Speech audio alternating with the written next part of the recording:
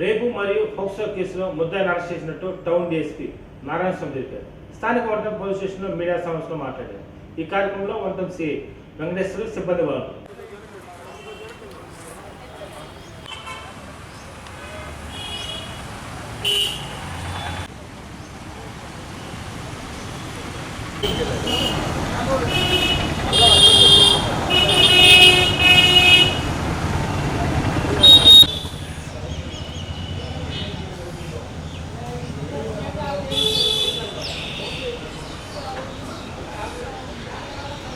ఏముండదు sir, proposals పోయినట్టే ready ఉంది.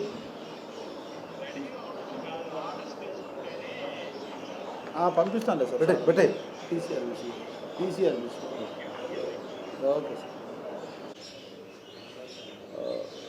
ఒక కేసులో మైనర్ గర్ల్ అమ్మాయి ఇంటర్మీడియట్ చదువుతూ ఉంది.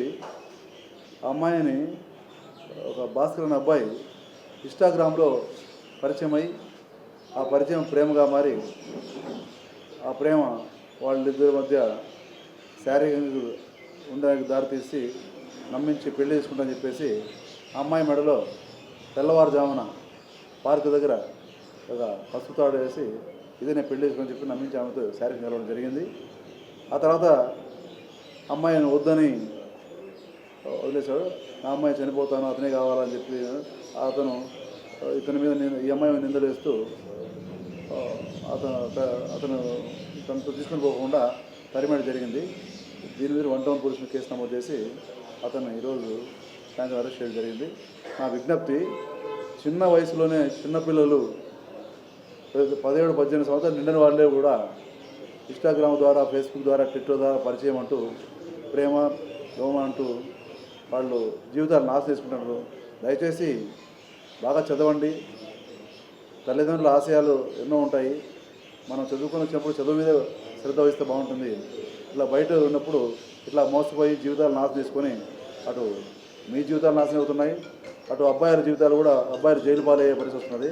అటు అబ్బాయిలు అమ్మాయిలు కూడా దీన్ని కొంచెం ఆలోచించి వాళ్ళ జీవితం మంచి నిర్ణయం తీసుకొని యుద్ధం చేస్తున్నాం. థ్యాంక్ యూ అండి. టీడీపీ యువనేత నారా లోకేష్ యువకాలం పాదయాత్రలో భాగంగా నిన్న ఒంగోలులో ఆర్యవైశ్యులకు టీడీపీ ప్రభుత్వంలోనే పెద్దపీట వేశారని మాట్లాడటం చాలా విడ్డూరంగా ఉందని, ముఖ్యంగా వైఎస్ జగన్ ముఖ్యమంత్రి అయ్యాక ఆర్యవైశ్యులకు జగన్మోహన్ రెడ్డి పెద్దపీట వేశారని ఆర్యవైశ్య కార్పొరేషన్ చైర్మన్ కుప్ప ప్రసాద్ అన్నారు.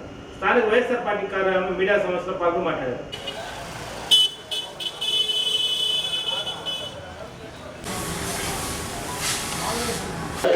బాబు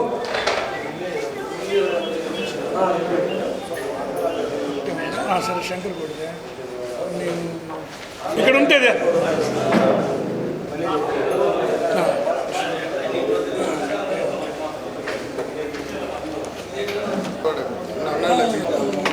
నేను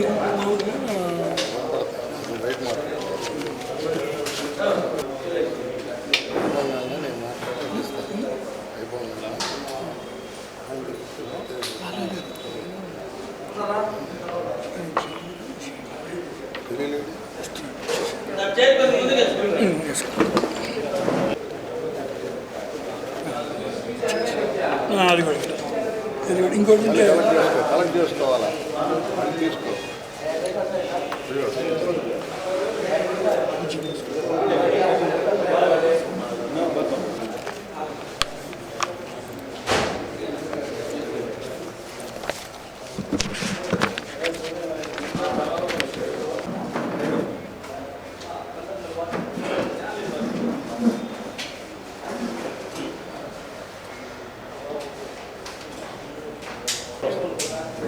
గెలిలా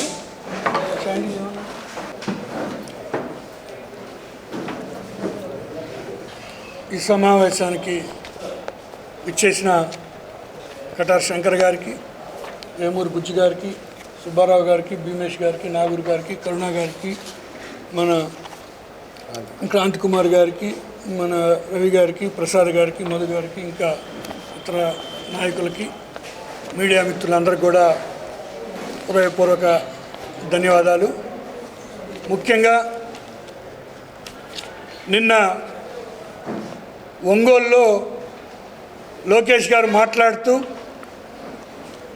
ఒంగోలు అభివృద్ధి గురించి, వారు ఆర్యవైశ్యుల మీద ప్రేమ చూపించడం గురించి చాలా హాస్యాస్పదంగా ఉంది. ముఖ్యంగా ఆర్యవైశ్యుల గురించి వస్తే గౌరవనీయులు ఒంగోలు శాసనసభ్యులు మాజీ మంత్రివర్యులు బాలినేని శ్రీనివాసరెడ్డి గారు ఎప్పుడూ కూడా ఒంగోలులో ఆర్యవైశ్యుల మీద ఎంతో ప్రేమ చూపిస్తున్నటువంటి సంగతి మనందరికీ తెలుసు. దానికి కొన్ని ఉదాహరణలు ఈ మధ్యకాలంలో మనందరికీ తెలుసు. ఆర్యవైశ్యులు అందరూ కూడా ఆరామక్షేత్రం కోసం ఎంతో ఇబ్బంది పడుతూ ఉన్న సంగతి వాళ్ళందరూ కూడా అడిగిన పిమ్మట ఊరు నడిబొట్టులో ఉన్నటువంటి స్థలం 5 కోట్ల పైచిలకు ఉన్నటువంటి స్థలాన్ని ఆర్యవైశ్యులకి ఆరామక్షేత్రానికి ఇప్పించడమే కాకుండా అది ఆల్రెడీ కట్టుబడి ఫస్ట్ ఫ్లోర్ కూడా అయిపోతుంది. దానికి 10 లక్షల రూపాయలు బాలినేని శ్రీనివాసరెడ్డి గారు డబ్బులు కూడా ఇవ్వటం జరిగింది. అంతేకాదు ఒంగోలు నడిబొడ్డులో కాంప్లెక్స్ ముందు ఎక్కడ ఈ రాష్ట్రంలో మీరు ఎక్కడైనా చూసుకోండి, కొంజేటి రోసయ్య గారి విగ్రహం ఇంత అద్భుతంగా ఇట్లాగా ఈ విధంగా ఎక్కడా కూడా రోసయ్య గారి విగ్రహాన్ని ఎవరు ఏర్పాటు చేయటం లేదు. మొట్టమొదటిగా అన్న బాలినేని శ్రీనివాసరెడ్డి గారు తన సొంత నిధులతో సొంత ఖర్చుతో రోసయ్య గారి విగ్రహానికి అద్భుతంగా చేపించే కాంస్య విగ్రహాన్ని చేయించడం జరిగింది. తర్వాత అదంతా కూడా రెడీ అవుతూ ఉంది, మన అందరికీ తెలుసు. ఇటువంటి మంచి కార్యక్రమాలు ఒంగోలులో వాసన చేయటం మనందరికీ తెలుసు. అంతేకాదు ఆర్యవైశ్యులకి రాష్ట్రంలో ఆర్యవైశ్య కార్పొరేషన్ ఒకటే ఉంటుంది, అది వైశాఖిస్తారు. అది ఒంగోలుకి తెచ్చిన ఘనత బాలినేని శ్రీనివాసరెడ్డి గారికి. అంతేకాదు ఈ రాష్ట్రంలో డిప్యూటీ మేయర్లు 2 వైశాఖిస్తే ఒకటి ఒంగోలుకి తెచ్చిన ఘనత బాలినేని శ్రీనివాసరెడ్డి గారిది. ఇదే విధంగా చెప్పుకుంటూ పోతే ఎన్నో సూపర్ బజార్ చైర్మన్ ఎంతో కాలం నుంచి ఒంగోలు సూపర్ బజార్ చైర్మన్ అంటే ఎంతో ప్రతిష్టాత్మకంగా ఉన్న చైర్మన్ అది వైశాఖకి ఇచ్చారు.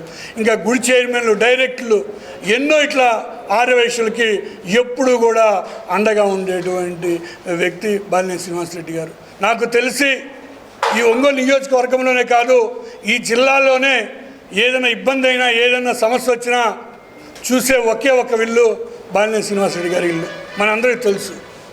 అలాంటిది ఇంకా డెవలప్మెంట్ గురించి నిన్న లోకేష్ గారు ఒకటి చదవటం జరిగింది.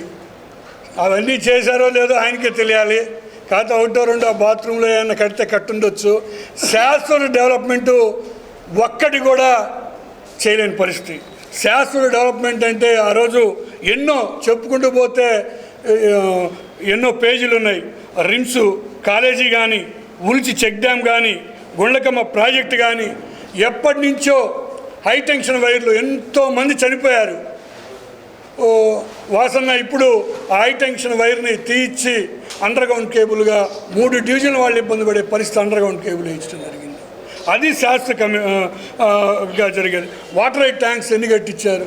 ఈ మధ్య కాలం ఒక 339 కోట్లతో ఎవరికి డైలీ నీళ్లు ఇవ్వాలనే ఉద్దేశంతో 339 కోట్లు శాంక్షన్ చేయించి వర్కులు కూడా స్టార్ట్ చేయటం జరుగుతుంది. శాశ్వతమైన పనులు పోతురాజు కాలంకి 98 కోట్లు శాంక్షన్ చేయించి వర్క్ కూడా జరుగుతున్న పరిస్థితి.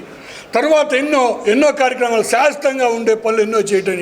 ఎస్టీపీ కింద పోతురాజు కాలంలో పోయే మురికి నీళ్ళన్నీ కూడా అవి మళ్ళీ శుద్ధి చేసి రైతులకి వాడుకునే విధంగా ఏర్పాటు చేసి ఓపెన్ చేయటం జరిగింది.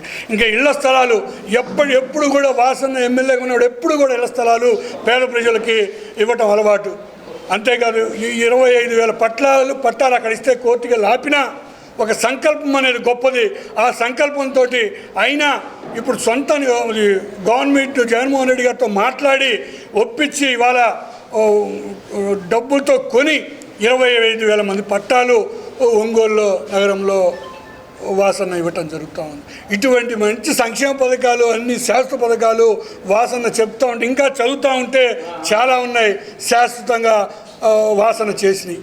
అంతేకాదు ముఖ్యంగా ఇంకొక విషయం మాట్లాడటం జరిగింది. అసలు వైశ్యుల మీద ఎందుకు ఆ కపట ప్రేమ అనేది అర్థం కావట్లా. ఆర్యవైశ్య కార్పొరేషన్ గురించి మాట్లాడటం జరిగింది. అయ్యా ఒకటే చెప్తున్నాను, మీ హయాంలో ఒక కార్పొరేషన్ చైర్మన్ ఉంటే ఆ చైర్మన్ బంధువులకు లేక ఆ టీడీపీ నాయకులకు లేకపోతే ఎవరన్నా డబ్బులు ఇస్తేనో ఆ కార్పొరేషన్ చైర్మన్ ఇచ్చే పరిస్థితి నిధులు. ఈరోజు కార్పొరేషన్ నిధులు వైశ్య కార్పొరేషన్ దగ్గర ఒక అక్కని అడుగు, మా నీకు అమ్మఒడి పడింది, వెళ్ళి బ్యాంక్కి వెళ్ళి చూడండి, ఆ అకౌంట్ బుక్లో ఆ అమ్మని అడిగితే ఆర్యవైశ్య కార్పొరేషన్ నుంచి అమ్మఒడి వచ్చిందో లేదో అకౌంట్ బుక్ చెక్ చేయి.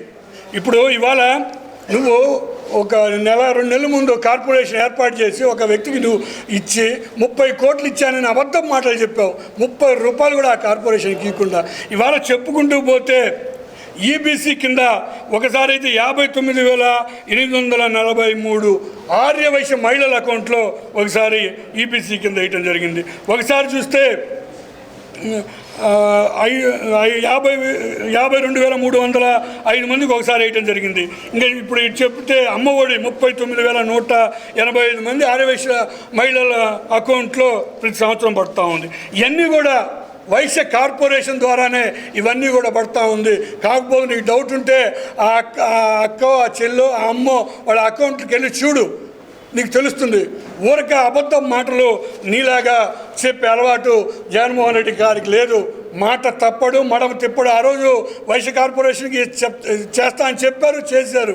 అది జగన్మోహన్ రెడ్డి గారు. ఇంక ఇట్లా పోతే వైశ్యులకి ఎన్నో ఇప్పుడు ప్రతి కార్యక్రమం చేదోడు కానీ అన్ని వాహన మిత్ర కానీ ప్రతి దాని ఇళ్ల పట్టాలు ఎప్పుడు కూడా లేని విధంగా ఇవాళ ఆర్యవైశ్యులకి ఎన్నో ఇళ్ల పట్టాలు చేయటం జరిగింది. ముఖ్యంగా ఒక విషయం అయితే నేను చెప్పదలుచుకున్నాను. జగన్మోహన్ రెడ్డి గారు ముఖ్యమంత్రి అయిన తర్వాత ఆర్యవైశ్యులకి ఎన్నో కార్యక్రమాలు చేశారు. టీటీడీ బోర్డులో 2 పర్యాయాలు కూడా ఇద్దరికి వైశ్యులకి, ఆంధ్ర వైశ్యులకు ఒకసారి, తెలంగాణ వైశ్యులకి ఇద్దరికి 2 పర్యాయాలు ఇద్దరికి 4 టీటీడీ బోర్డులు ఇవ్వడం జరిగింది. మీరు ఎప్పుడైనా వైశ్యాస్కి ఇచ్చారా? తర్వాత ఎన్నో కార్యక్రమాలు, ఎన్నో కార్పొరేషన్, ఎన్విరాన్మెంట్ కార్పొరేషను, ఆర్టీఐ కమిషనర్గా, ఇప్పుడు నెల్లూరు డెవలప్మెంట్ చైర్మన్గా, పల్నాడు డెవలప్మెంట్ చైర్మన్గా, ఇలా రాష్ట్రంలో ఎన్నో వైశ్యాస్కి ఎప్పుడూ లేని విధంగా ఈరోజు ఏర్పాటు చేయడం జరిగింది. ఇంకొక అన్ని గుళ్ళల్లో కూడా ప్రతి గుళ్ళో కూడా చైర్మన్గా, బోర్డు మెంబర్గా ఎన్నో ఇవ్వటం జరిగింది. అంతేకాకుండా ముఖ్యంగా ఈరోజు ఒక విషయం చెప్తున్నా, ఇన్ని చేయగలిగారంటే అది జగన్మోహన్ రెడ్డి గారికి ఆర్యవైశ్యం మీద ఉన్న ప్రేమ. చంద్రబాబుకి ఎందుకు లేదంటే ఒకటే చెప్తున్నా, మనందరికీ తెలుసు, మీడియా మిత్రులు మీకు కూడా తెలుసు, అసెంబ్లీలో నారా లోకేష్ యువకాలంలో భాగంగా మాట్లాడే మాటలు 90% అబద్ధాలని వైఎస్ఆర్ పార్టీ నగర పార్టీ అధ్యక్షుడు కటార్ శంకర్ అన్నారు. జిల్లా పార్టీ కార్యాలయంలో మీడియా సంస్థలో పాల్గొని మాట్లాడారు. నిన్న లోకేష్ గారు పాదయాత్రలో భాగంగా ఒంగోలు రావడం జరిగింది. ఆయన పాదయాత్ర మొదలుపెట్టినప్పటి నుంచి మరి ఇప్పటి వరకు ఆయన ప్రసంగాల్లో ఏది చెప్పినా కూడా 90% అబద్ధాలే. జగన్మోహన్ రెడ్డి గారి ప్రభుత్వం మీద ఆయన మాట్లాడే ప్రతి మాట 90% అబద్ధాలు తప్ప నిజాలు ఎక్కడ లేవు. ప్రజలందరూ అది గమనిస్తూ ఉన్నారు. గతంలో మరి వాళ్ళ టీడీపీ ప్రభుత్వంలో చంద్రబాబు నాయుడు గారు సీఎంగా ఉన్నప్పుడు 600కు పైగా హామీలు ఇచ్చారు. ఏది ఆయన ప్రతిపక్షంలో ఉన్నప్పుడు ఒక్క హామీ కూడా నెరవేర్చిన పాపాన పోలా పూర్తిగా. మరి జగన్మోహన్ రెడ్డి గారు ప్రతిపక్షంలో ఉన్నప్పుడు ఆయన పాదయాత్ర చేస్తూ అనేక సమస్యలు, మరి బీసీలు అధ్యయన కమిటీలు పెట్టారు, అనేక రైతులు, మహిళలు, అన్ని వర్గాలు, అన్ని రంగాల వారి సమస్యలు కనుక్కొని ఆయన పెట్టిన ఏదైతే మేనిఫెస్టో ఉందో దాన్ని ఈరోజు 98% పూర్తి చేసిన ఘనత వైఎస్ జగన్మోహన్ రెడ్డి గారు. మరి నిన్న ఆయన మాట్లాడుతూ మాట తప్పాడు, మడుగుని తిప్పాడు జగన్మోహన్ రెడ్డి గారు అంటాడు. ఆ మాట ఇంకెట్లా నమ్మకం? ఈరోజు అనేక సంక్షేమ పథకాలు ప్రతి పేద, బడుగు, బలహీన వర్గాల వారి ఇంటికి గడప గడపకు వస్తున్నాయంటే మరి ఆ ఘనత ఎవరిది? ఈ గౌరవ ముఖ్యమంత్రి వెళ్ళింది కదా. అదేవిధంగా మరి ఆయన మాట్లాడుతూ ఇక బీసీల విషయం కూడా చెప్పాడు. బీసీలకి మోసం చేసిన ప్రభుత్వం అంట, బీసీలకు అన్యాయం చేసిన ప్రభుత్వం జగన్మోహన్ రెడ్డి గారి ప్రభుత్వం, వైఎస్ఆర్ కాంగ్రెస్ పార్టీ అంట. మరి ఏదైతే ప్రతిపక్షంలో ఉన్నప్పుడు జగన్మోహన్ రెడ్డి గారు బీసీ అధ్యయన కమిటీలు, బీసీ కమిటీలు, బీసీ సంఘాలతో మీటింగులు పెట్టి ఏలూరులో బీసీ గర్జన అనే ఒక సమావేశం ఏర్పరిచి అక్కడ లక్షల మంది బీసీల ముందు బీసీలు అంటే బ్యాక్వర్డ్ క్యాస్ట్ కాదు, బ్యాక్ బోన్ క్యాస్ట్, మిమ్మల్ని ప్రభుత్వం వచ్చిన తర్వాత మీకు బ్యాక్ బోన్ క్యాస్ట్గా నేను హామీ ఇస్తున్నానని చెప్పిన ప్రకారం మరి ప్రభుత్వం వచ్చిన వెంటనే మరి స్పీకర్గా కానీ డిప్యూటీ మేయర్గా డిప్యూటీ మంత్రులుగా కానీ సీఎంలుగా కానీ అదేవిధంగా రాజ్యసభ సభ్యులుగా కానీ మరి ఏ ప్రభుత్వం ఇప్పటివరకు అటువంటి అవకాశం ఇవ్వలేదు. మరి రాజ్యసభలో కూడా బీసీలకు అవకాశం కల్పించారు. అదేవిధంగా మరి కార్పొరేషన్లు తీసుకోండి, 60% 70% బీసీలకు అవకాశం ఇచ్చారు మేయర్లుగా. అదేవిధంగా జడ్పీ చైర్పర్సన్లు 60% 70%. అదేవిధంగా ఏ రంగం తీసుకున్నా కూడా కార్పొరేషన్ దాదాపు 139 కులాలు ఉన్న బీసీ కులాలని మరి వీరికి కూడా రాజ్యాధికారం కల్పించాలని 56 కార్పొరేషన్లు, 57 కార్పొరేషన్లు ఏమో రెగ్యులర్గా అన్ని కులాలకి, ఎంబీసీకి ఒక కార్పొరేషన్ కలిపి 56 కార్పొరేషన్లు కల్పించిన ఘనత వైఎస్ జగన్మోహన్ రెడ్డి గారికి. మరి మీరు బీసీలకి ఏం చేశారు? బీసీలకి అన్యాయం చేసి వాళ్ళ మీద కేసులు పెడుతున్నారన్నారు. మీరు చేశారు మీ ప్రభుత్వంలో. బీసీలని మరి నాయ బ్రాహ్మణ సోదరులను కానీ మరి అదేవిధంగా పల్లికారులు సోదరులను కానీ వారిని తాట తీస్తాం, చెవులు కట్ చేస్తాం, చర్మం ఒలుస్తాం అన్న మాటలు చంద్రబాబు నాయుడు గారు మర్చిపోయారా అంటున్నా. అది మీరు ఆ రోజు గమనించారో చూసారో లేదో. అప్పుడు మేము బీసీలందరూ ధర్నాలు చేయడం కూడా జరిగింది. అదేవిధంగా బీసీల విషయంలో మరి ఇప్పుడు బీసీలు ఎస్టీ మైనార్టీలు ఎవరైనా కూడా ఈ ప్రభుత్వం చేసిన విధంగా గతంలో చంద్రబాబు నాయుడు మాటలు తప్ప ఆయన ఏ రోజు పూర్తిగా వారికి న్యాయం చేసిన ఇది లేదు. మరి ఈ రకంగా నిన్న ఆయన మాట్లాడటం మన ప్రజలందరూ చూశారు, ఒంగోలు ప్రజలు. రెగ్యులర్గా అందరూ నవ్వుకుంటున్నట్టే నిన్న ఒంగోలు నియోజకవర్గంలో ఒంగోలు అది సిటీకి సంబంధించి ప్రజలు కూడా నవ్వుకోవడం జరిగింది. వారు నమ్మే దీంట్లో లేరు. మరి వాసన గురించి మాట్లాడుతూ మీకు మంత్రి పదవి ఎందుకు పోయింది, మీరు ఫలానా అని ఆయన అనటం జరిగింది. మంత్రి పదవి ఆయన వైఎస్ఆర్ కాంగ్రెస్ పార్టీ పెట్టిన రోజే తృణప్రాయంగా రాజీనామా చేశారు. మంత్రి పదవులు అవి వాసన్న గౌరవ శాసనసభ్యులు గారు మంత్రి పదవుల కోసం ఆశించేవారు కాదు. అదేవిధంగా ఏదైతే 2.5 సంవత్సరం తర్వాత మంత్రుల మార్పు అనేది మొట్టమొదట చెప్పింది కూడా బాలినేని శ్రీనివాసరెడ్డి గారే మరి మీడియా ముందు చెప్పడం జరిగింది.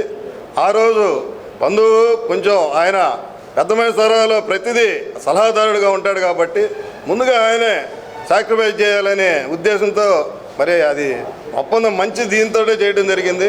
దాన్ని వేరే విధంగా మీరు మాట్లాడటం మేము తీవ్రంగా ఖండిస్తున్నాం. అదేవిధంగా మరి మాజీ శాసనసభ్యులు జనార్దన్ గారు మాట్లాడతారు. ఒంగోలు డెవలప్మెంట్ మొత్తం ఆయన టైంలోనే జరిగిందంట 5 ఏళ్లలో 2000 కోట్ల పైన చదువుతున్నాడు. మాకు తెలిసి మేము ఒంగోలుని పుట్టాము పెరిగాము. మేము చూస్తున్నప్పటి నుంచి ఈ రోడ్లన్నీ ఉన్నాయి. కొత్తగా ఆయన ఏం వేసాడో 2000 కోట్లతోటి మాకైతే అర్థం కాల. ఆయన అదేదో చెప్పాలా, రోడ్ల మీద రోడ్లు వేస్తే అది రోడ్డు అయిద్దా, కాలువలు పడేసి కాలువలు కడితే కాలువ అయిద్దా. మరి ఈ రకంగా ఆయన నాకు తెలిసి 2 బ్రిడ్జీలు కనపడుతున్నాయి డెవలప్మెంట్ శాశ్వతంగా. మిగతా అన్నీ బాలినేని శ్రీనివాసరెడ్డి గారి హయాంలో జరిగినాయి. మళ్ళీ ఇప్పుడు ఆయన వచ్చిన ఇప్పటి నుంచి ఈరోజు మరి ఎన్నో 100 కోట్లకి అభివృద్ధి కార్యక్రమాలు జరిగినాయి. మరి గతంలో చూస్తే ఏదైనా ఒక్కరోజు ఒక పేదవారికి ఆ 5 ఏళ్లలో ఒక పట్టా ఇచ్చిన పాపాను పోయారా జనార్దన్ గారు. మరి బాలినేని శ్రీనివాసరెడ్డి గారి గతంలోని ఇప్పుడున్న శివారు ప్రాంతాలన్నీ పట్టాలన్నీ ఆయన టైంలోనే ఇచ్చారు. అదేవిధంగా రోడ్లు అంటే నేను కౌన్సిలర్గా కూడా చేశాను కాబట్టి దాదాపు 15 ఏళ్ళ క్రితం ఆ రోజుల్లోనే 60 అడుగుల రోడ్లు, అమృత హాస్పిటల్ రోడ్డు 25 వార్డు అప్పుడేది మొత్తం రోడ్లు నా టైంలో అంటే వాసనగా ఆ రోజు ఎమ్మెల్యేగా ఉన్నప్పుడు జరిగినాయి. అట్లా శివారు ప్రాంతాల్లో ఎన్ని రోడ్లు వేస్తుంటారు. మరి అవన్నీ ఎటుపోయినాయి. ఈయన వేసేది ఏంది? అది రెగ్యులర్గా అభివృద్ధి ప్రతి గవర్నమెంట్ వచ్చినప్పుడు రోడ్లు పోతూ ఉంటాయి, కొత్త రోడ్లు వేస్తూ ఉంటారు. మొత్తం నేనే చేశాననేది ప్రజలు ఎవరు నమ్మే దీంట్లో లేరు. అసలు నమ్మే పని అయితే మిమ్మల్ని మరి ఆ రకంగా ఎందుకు ఓడిస్తారనేది మరి మీ ద్వారా ప్రజలందరూ తెలుసుకున్నట్టు చెప్తున్నాను. మరి రాబోయే కాలంలో కూడా దయచేసి మరి ఏదన్నా అభివృద్ధి కార్యక్రమాలు ఇంకేమన్నా చెప్పాలి, కానీ అసలు ఏం జరగలేదు మేమే చేసామనే దాన్ని మేము తీవ్రంగా ఖండిస్తూ మేము మీ ద్వారా తెలియజేస్తున్నాం. వైసీలో ఒంగోలులో బాలినేని శ్రీనివాసరెడ్డికి ఎప్పుడు అండగా ఉంటారని, వారిని దూరం చేయడానికి ప్రతిపక్షాలు కుట్రపన్నుతున్నాయని Ongole corporation deputy mayor Vemulu Gujjanna స్థానిక వైఎస్ఆర్ పార్టీ కార్యాలయంలో మీడియా సమావేశంలో పాల్గొని మాట్లాడారు.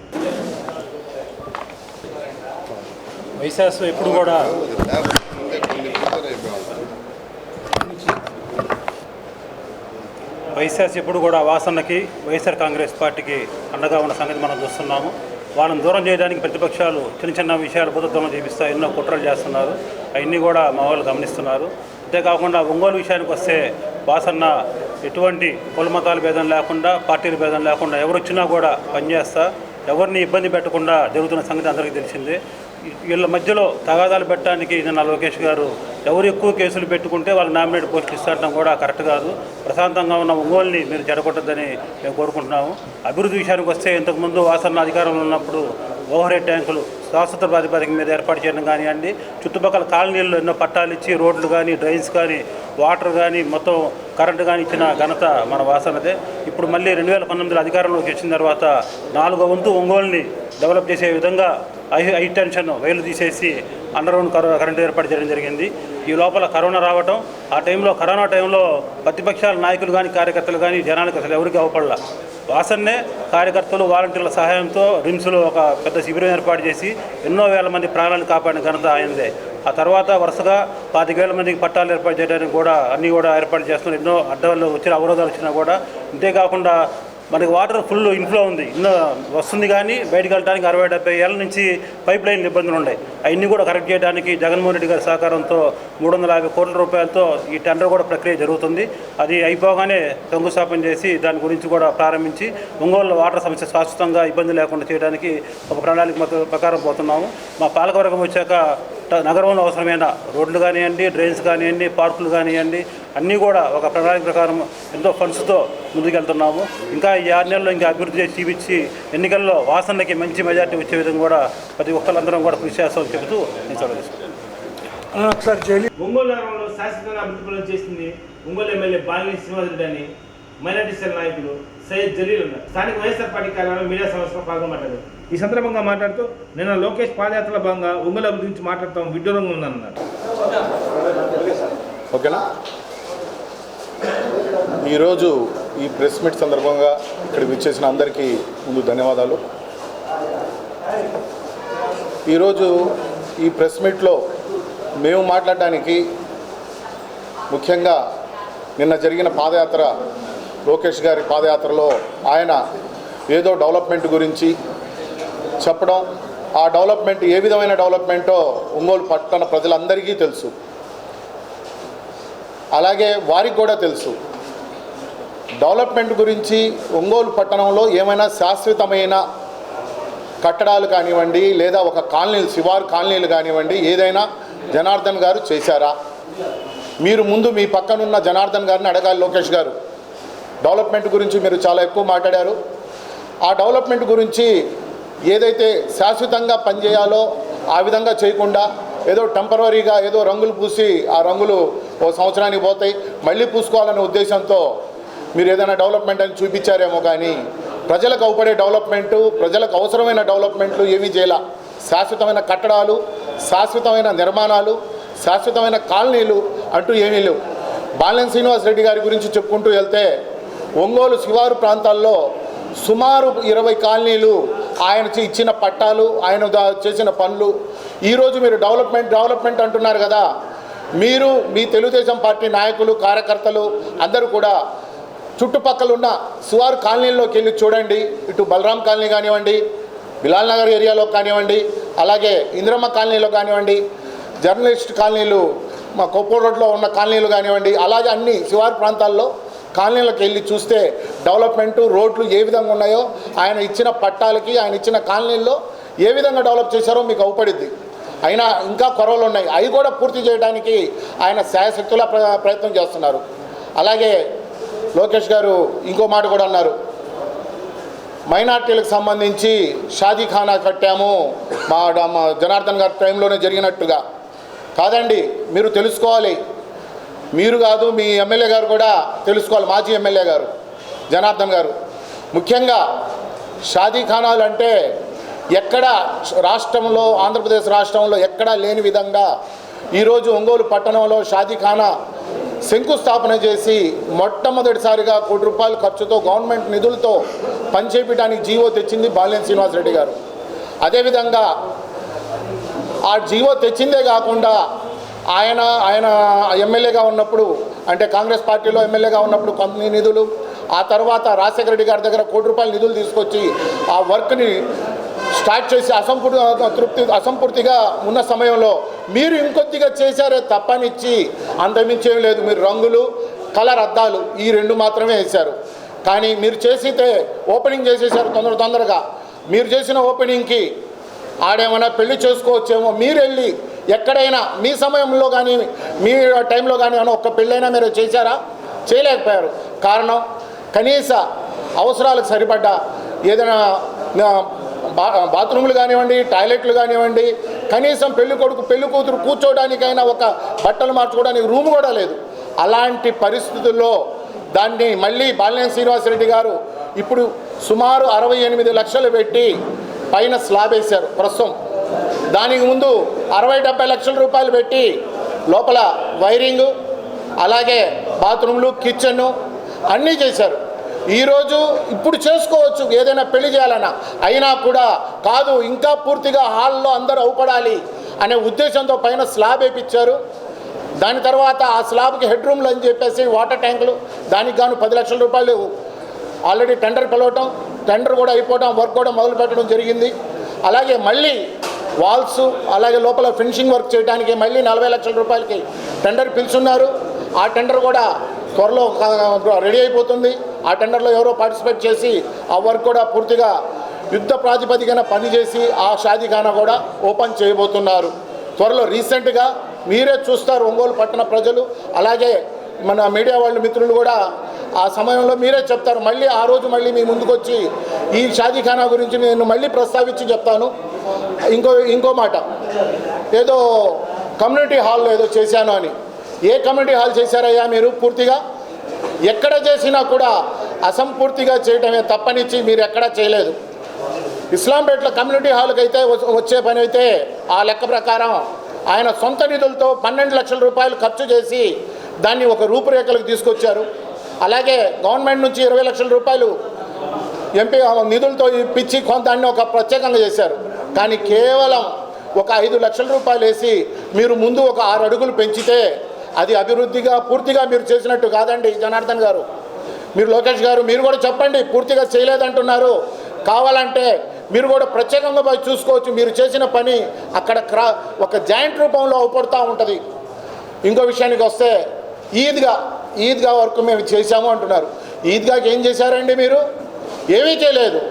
మున్సిపాలిటీ గ్రాంట్ నుంచి జనరల్గా ఇచ్చే జనరల్ ఫండ్స్లో లోపల ఏదో 4 చెట్లు వేసుకోవడానికి. పేద ప్రజలకు కార్పొరేట్ వైద్య సేవలు అందించిన ఏకైక వ్యక్తి సీఎం జగన్మోహన్ రెడ్డి అని Andhra Pradesh Aarogyasri special officer doctor Yadala Ashok Babu అన్నారు. జిల్లా పార్టీ కార్యాలయంలో మీడియా సమావేశంలో పాల్గొని మాట్లాడారు.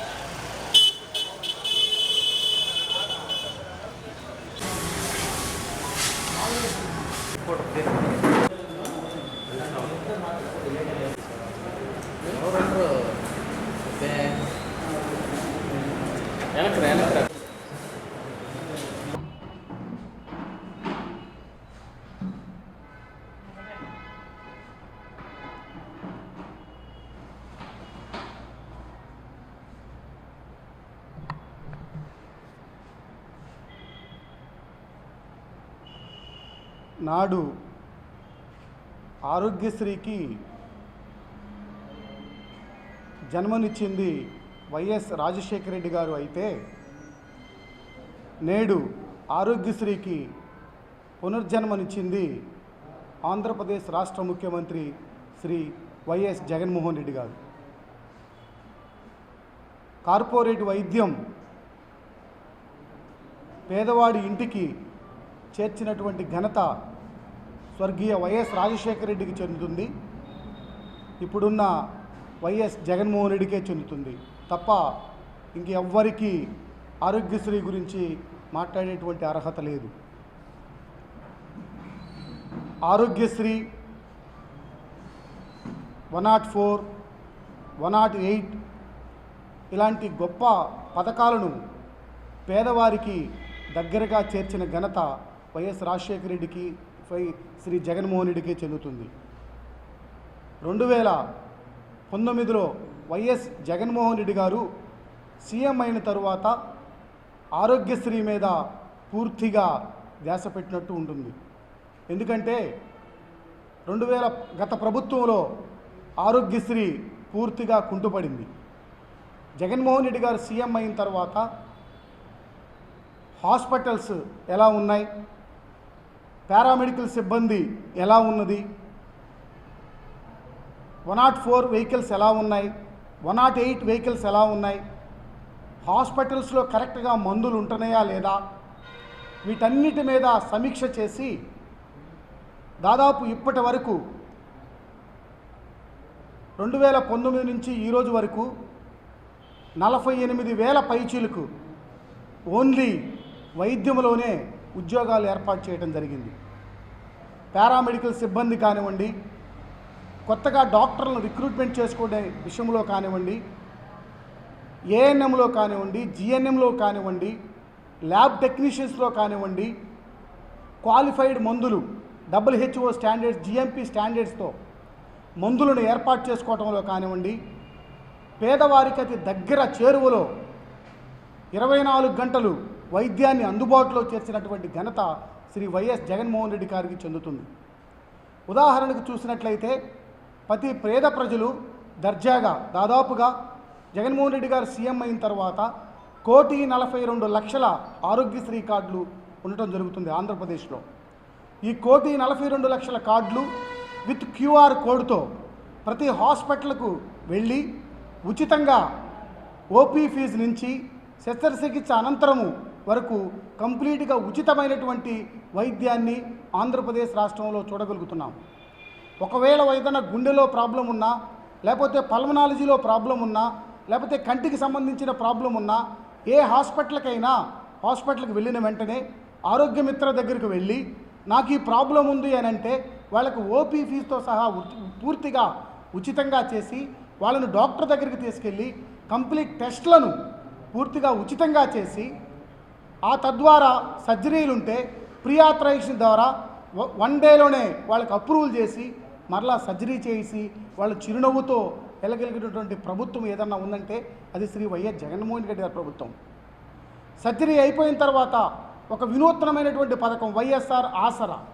వైఎస్ఆర్ ఆసరా అంటే పేదవాడు ఆపరేషన్ అయిన తర్వాత ఇంటికి వెళ్ళిన తర్వాత కొంతమంది డబ్బులకు ఇబ్బంది పడుతున్నారు.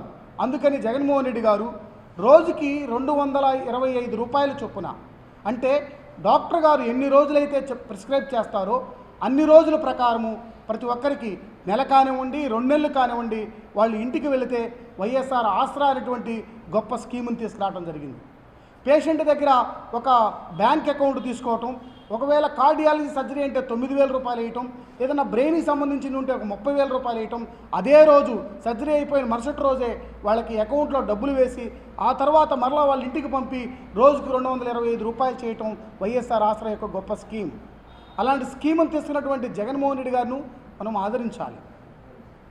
అంతేకాదు రీసెంట్గా ప్రతి ఒక్క పేద ప్రజలకు కూడా, అంటే ప్రతి ఒక్కరికి ఒక డాక్టర్ ఉంటారు ధనవంతులకు సంబంధించి, కానీ జగన్మోహన్ రెడ్డి గారు పేదవాడికి కూడా ఒక డాక్టర్ ఉండాలని దాదాపుగా 30,000 జనాభాకు సంబంధించి ఒక 15 మంది స్టాఫ్ను ఏర్పాటు చేయటం, 2,500 మంది జనాభాకు ఒక 8 మందిని స్టాఫ్ని ఏర్పాటు చేయటం, అంటే దాదాపుగా ఆంధ్రప్రదేశ్లో 1,032 విలేజ్ క్లినిక్లు, ఒక 1,293 PHC సెంటర్లు, ఈ సెంటర్లను ఏర్పాటు చేసుకొని ఒక ఫ్యామిలీ డాక్టర్ కాన్సెప్ట్ విధానంలో ఒక కొత్త ఒరవడికి స్టార్ట్ అయ్యింది మన ఆంధ్రప్రదేశ్లో. ఫ్యామిలీ డాక్టర్ కాన్సెప్ట్ అంటే ఒక మండలంలో 2 PHCలు ఉంటాయి. ఆ PHCలో ఒక 2 PHCలకి 4 డాక్టర్లు ఉంటారు. ఒక PHCలో ఒక డాక్టర్ వైద్యాన్ని చేస్తే ఇంకొక డాక్టరు గ్రామంలోకి వెళ్ళి ఆ గ్రామంలో ప్రతి ఇంటికి వెళ్ళి ఆ ఇంటి 104 వెహికల్ ద్వారా ఆ ఇంటికి వెళ్ళి ఆ ఇంట్లో ఏ దీర్ఘకాలికంగా ఏమన్నా ప్రాబ్లమ్స్ ఉన్నాయా, బీపీకి సంబంధించిన ప్రాబ్లమ్స్ ఉన్నాయా, షుగర్కి సంబంధించిన ప్రాబ్లమ్స్ ఉన్నాయా, లేకపోతే హిమోఫీలియాతో బాధపడుతున్నారా, లేకపోతే ఆర్థరైటిస్తో బాధపడుతున్నారా, వీళ్ళందరినీ ఐడెంటిఫై చేయటం, దాదాపుగా 14 రకాలైనటువంటి టెస్టులు చేయటం, దాదాపుగా 105 రకాలైనటువంటి మందులను ఏర్పాటు చేయటం, తద్వారా ఏదన్నా డాక్టర్ గారికి అర్థం కాకపోతే టెలిమెడిసిన్ ద్వారా అది సేకరించి సమాచారాన్ని సేకరించి తద్వారా అక్కడ ఉన్నటువంటి విలేజ్ క్లినిక్ తెలియపరిచి విలేజ్ క్లినిక్ నుంచి ఆరోగ్యశ్రీలో ఉన్న రెఫరల్ హాస్పిటల్కి పంపించడం అనేది ఇది ఒక చారిత్రాత్మకమైనటువంటి నిర్ణయం. పేదవాడికి ఎక్కడా ఇబ్బంది పడకూడదని, ఏ ఒక్కరు ఇబ్బంది పడకూడదని, ధనవంతుడు ఏ విధమైనటువంటి ట్రీట్మెంట్ తీసుకోవాలో పేదవాడు కూడా అదే రకమైనటువంటి ట్రీట్మెంట్ తీసుకోవాలని ఫ్యామిలీ డాక్టర్ కాన్సెప్ట్ తీసుకురావడం జరిగింది. ఇప్పటి వరకు ఆంధ్రప్రదేశ్లో కేవలము వైద్యానికే 9,000 కోట్లు ఖర్చు పెట్టినటువంటి ఏకైక ప్రభుత్వం వైఎస్ఆర్ కాంగ్రెస్ పార్టీ ప్రభుత్వం. వైఎస్ఆర్ కాంగ్రెస్ పార్టీ ప్రభుత్వంలో వైఎస్ఆర్ కాంగ్రెస్ పార్టీ ఆసరాకు దగ్గరదాపుగా 1000 కోట్లు ఖర్చు పెట్టడం జరిగింది. ఇప్పటి వరకు దాదాపుగా 40 లక్షల మంది ట్రీట్మెంటు వైఎస్ఆర్ ఆరోగ్యశ్రీ ద్వారా పొందుతున్నారు. ఈ గర్భిణీలకు చూసినట్లయితే గర్భిణీ ఆమె ప్రెగ్నెంట్ అయిన కాడి నుంచి చివరు డెలివరీ అయ్యేదాకా ఆమెకు సంపూర్ణ పోషణ ఇవ్వటంలో కానివ్వండి, ఆమె డెలివరీ అయిన తర్వాత వైఎస్ఆర్ ఆసరా ద్వారా వాళ్ళకి 5,000 రూపాయలు ఇవ్వటంలో కానివ్వండి, ఇలాంటి గొప్ప స్కీమును మనము ఈ ఆరోగ్యశ్రీ ద్వారా కానివ్వండి, వైఎస్ఆర్ ఆసరా ద్వారా కానివ్వండి, ఫ్యామిలీ డాక్టర్ కాన్సెప్ట్ ద్వారా తీసుకురావడం జరుగుతుంది.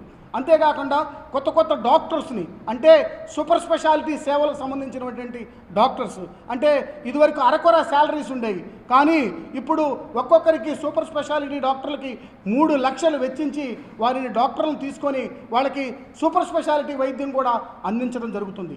ఆంధ్రప్రదేశ్లోనే కాకుండా చెన్నైలోను, బెంగళూరులోను, హైదరాబాదులోను అనేకమైనటువంటి సేవలను వైఎస్ జగన్మోహన్ రెడ్డి గారు ఏర్పాటు చేస్తున్నారు. సూపర్ స్పెషాలిటీ సేవలు కార్డియాలకు సంబంధించింది కానివ్వండి, తర్వాత ఈహెచ్సిఎస్ ఉంటే నీ రీప్లేస్మెంట్ సర్జరీలు చేయడంలో కానివ్వండి, అనేకమైనటువంటి కొత్తవి ఎవ్వరు ఇబ్బంది పడకుండా జగన్మోహన్ రెడ్డి గారు తీసుకురావడం జరిగింది. గత ప్రభుత్వంలో చూసినట్టయితే కేవలము 919 మాత్రమే ఆరోగ్యశ్రీ ఎంపానల్మెంట్ ఉండేది.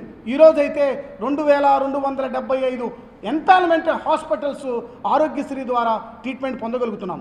ఇప్పుడు గత ప్రభుత్వంలో ఉమ్మడి రాష్ట్రంలో కేవలము 8 మెడికల్ కాలేజీలు ఉండేవి, కానీ వైఎస్ రాజశేఖర రెడ్డి గారు వచ్చిన తర్వాత మరలా 3 మెడికల్ కాలేజీలు ఏర్పాటు చేయడం జరిగింది. శ్రీకాకుళం, కడప, ఒంగోలు, ఈ మూడిటితో పాటుగా జగన్మోహన్ రెడ్డి గారు సీఎం అయిన తర్వాత ప్రతి జిల్లాకు ఒక మెడికల్ కాలేజ్ ఉండాలని 17 మెడికల్ కాలేజీలు కూడా ఏర్పాటు చేయడం జరిగింది. ఈ సంవత్సరం నుంచే ఒక 5 మెడికల్ కాలేజీల్లో కొత్తగా వాళ్ళని ఒక డాక్టర్లను రిక్రూట్ చేసుకోవడం కూడా జరుగుతుంది. అంతేకాకుండా ప్రతి హాస్పిటల్లో క్యాత్ ల్యాబ్స్, ప్రతి ల్యాబ్లో ప్రతి దాంట్లో క్యాన్సర్కి సంబంధించినటువంటి ఎక్విప్మెంట్స్ ఇవ్వటం కానివ్వండి, అలాగా ఏ ఒక్కరు కూడా ఎక్కడికి వెళ్లకుండా పేదవాడు గవర్నమెంట్ హాస్పిటల్కి వస్తే ఇదివరకు మనం చూస్తున్నాం, ఒంగోలు హాస్పిటల్లోనే చూద్దాం, రిమ్స్ హాస్పిటల్, బాలినేని శ్రీనివాసరెడ్డి గారు రిమ్స్ హాస్పిటల్ తీసుకురావడం జరిగింది. ఆ రిమ్స్ హాస్పిటల్లో ఈరోజు సిటీ స్కానింగ్ అవైలబుల్లో ఉంది, ఎంఆర్ఐ స్కానింగ్ అవైలబుల్లో ఉంది, ప్రతి క్వాలిఫైడ్ డాక్టర్లు ఉన్నాయి. అలాగే ఒంగోలులే కాదు, ప్రతి హాస్పిటల్స్లో, ప్రతి పిహెచ్సి సెంటర్లో ప్రతిదీ కూడా వినూత్నంగా అక్కడ సిహెచ్ఓలను కానివ్వండి, జిఎన్ఎంలను కానివ్వండి, ఆశా వర్కర్లను కానివ్వండి, ప్రతి ఒక్కరికి కూడా వైద్యాన్ని పేదవారికి అందించినటువంటి ఘనత శ్రీ వైఎస్ జగన్మోహన్ రెడ్డి గారికే చెందుతుంది. కనుక ఏదైనా మీరైనా ప్రెస్ నోట్ వాళ్ళకి నేను తెలియపరిచేది ఒకటే, మీరు ఎక్కడైనా ఏదైనా హాస్పిటల్స్లో ఆరోగ్యశ్రీ కరెక్ట్గా అందుతుందా లేదా మీరు కూడా తెలియపరచవలసిందిగా నేను కోరుచున్నాను. ఎందుకంటే ఆరోగ్యశ్రీ హాస్పిటల్స్లో కొంతమంది ఈ రోగానికి ఆరోగ్యశ్రీ లేదు, దీనికి ఆరోగ్యశ్రీ లేదని కొన్ని మాకు అందుతున్నాయి. కానీ ఒక హాస్పిటల్ మనం చూసినట్లయితే ఆ హాస్పిటల్లో కొన్ని స్పెషాలిటీలు మాత్రమే ఉంటాయి, మిగతా స్పెషాలిటీలు ఇంకొక హాస్పిటల్స్లో ఉంటాయి. కానీ వాళ్ళు ఏం చేస్తున్నారంటే ఒక పేషెంట్ హాస్పిటల్కి వచ్చినప్పుడు అక్కడ లేనిది కూడా చేసి పేదవాళ్ళ దగ్గర డబ్బులు తీసుకుంటున్నారు. మేము ఒకటే ఆరోగ్య మిత్ర వాళ్ళకి చెప్తాం, ఎక్కడైతే హాస్పిటల్స్లో ఒకవేళ ఆ హాస్పిటల్స్లో ఆరోగ్యశ్రీ లేకపోతే పక్కన ఉన్నటువంటి హాస్పిటల్స్కి ఆరోగ్యశ్రీకి వెళ్ళాలని మేము ఆరోగ్య మిత్రకు కూడా సలహాలు ఇవ్వటం జరిగింది. కనుక ఆరోగ్యశ్రీ అర్హులైన ప్రతి ఒక్కరికి నేను తెలియజేసేది ఒకటే, మీ ద్వారా ఎవరైనా ఆరోగ్యశ్రీకి సంబంధించిన ఏ ప్రాబ్లమ్స్ ఉన్నా నేను అందరికీ అందుబాటులో ఉంటా.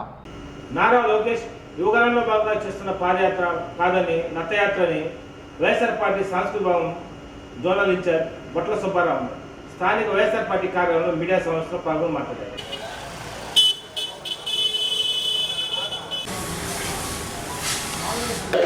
బాబు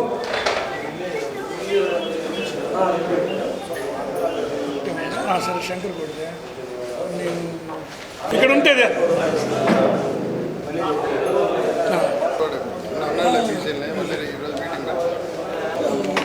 నేను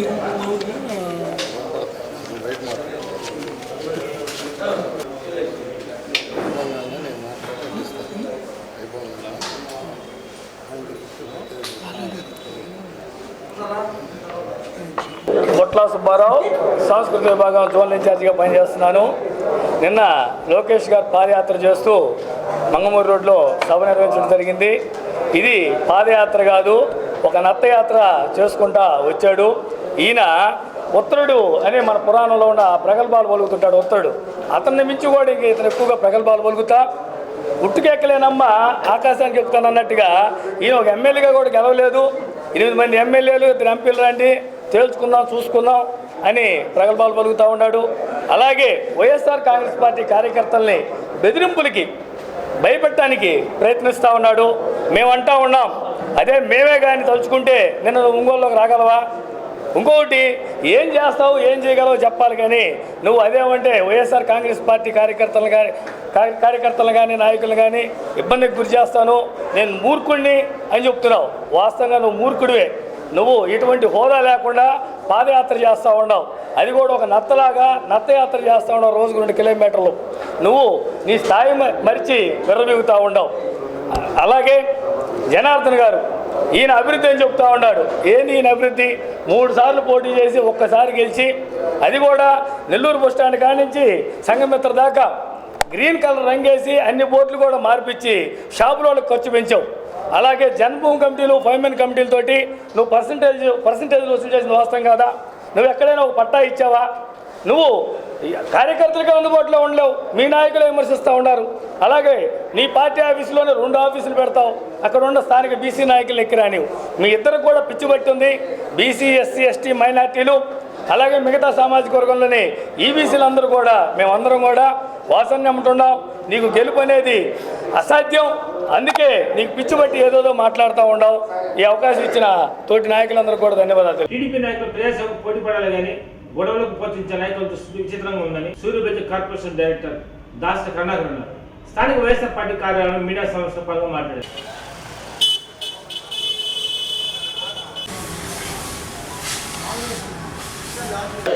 బాబు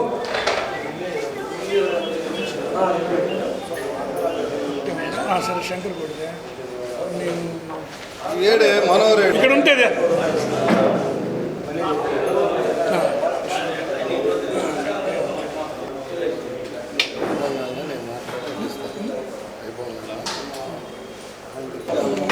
నేను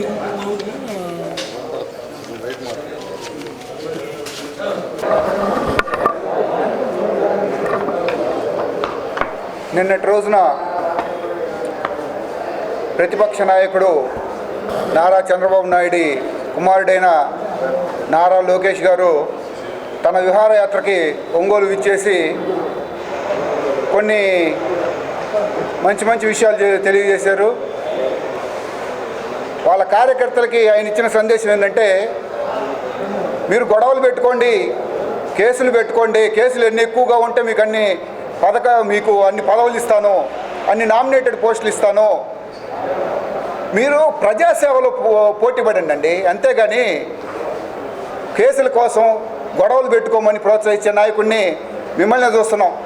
విచిత్రంగా ఉంది మీ యొక్క ప్రేలాపనలు చూస్తుంటే.